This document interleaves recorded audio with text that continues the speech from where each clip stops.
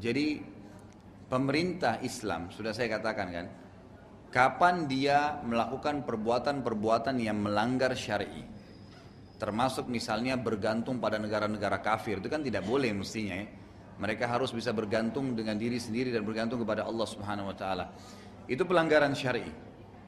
Tapi selama kita boleh sholat, tadi saya bilang kaidahnya nggak boleh kita melanggar, tidak boleh kita memberontak. Tapi apakah perbuatan mereka berwala dengan negara-negara kafir itu kita dukung? Jawabannya tidak. Kita nggak dukung karena itu pelanggaran syar'i kan.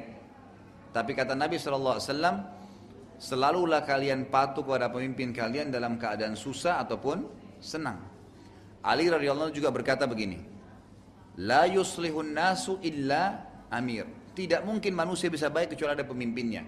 Barran kana au fajira. Orang itu dasarnya baik, patuh pada Allah, atau dia fajir. Fajir itu siapa? Orang muslim tapi masih buat dosa, gitu kan?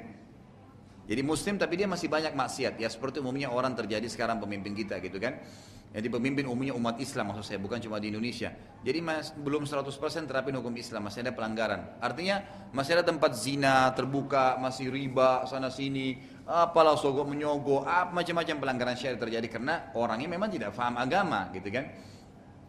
Nah kalau seandainya pemimpin seperti ini pun, kata Ali, tetap wajib dipatuhi pada hal-hal yang tidak melanggar agama.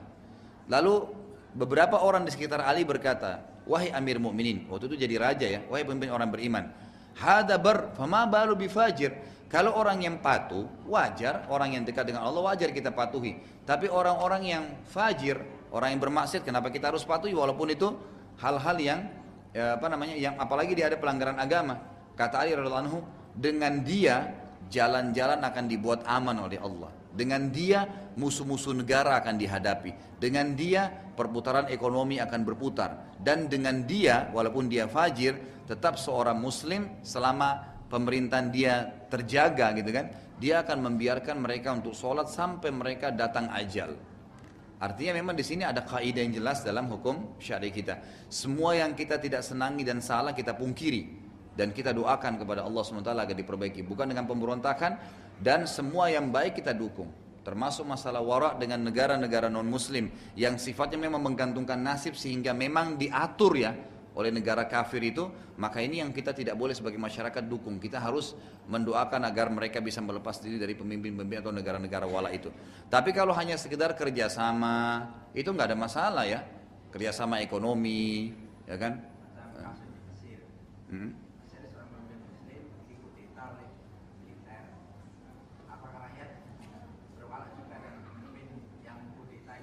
Ya itu kita tidak tahu kasus internal ya, kasus internal seperti apa. Tapi kalau secara syar'i tidak boleh.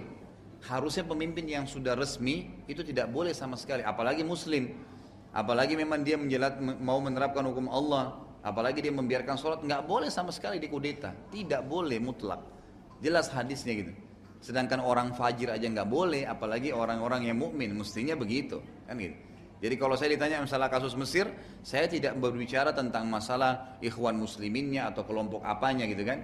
Tapi yang saya tahu hukum syar'i, pemimpin yang sudah resmi wajib ditaati selama tidak larang sholat. Nggak boleh sama sekali, alasan apapun, nggak boleh.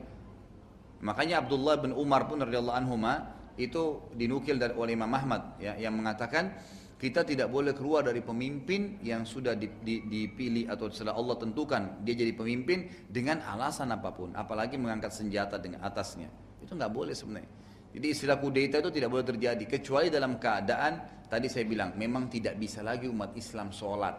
Itu kaidah hadis Bukhari Muslim tadi.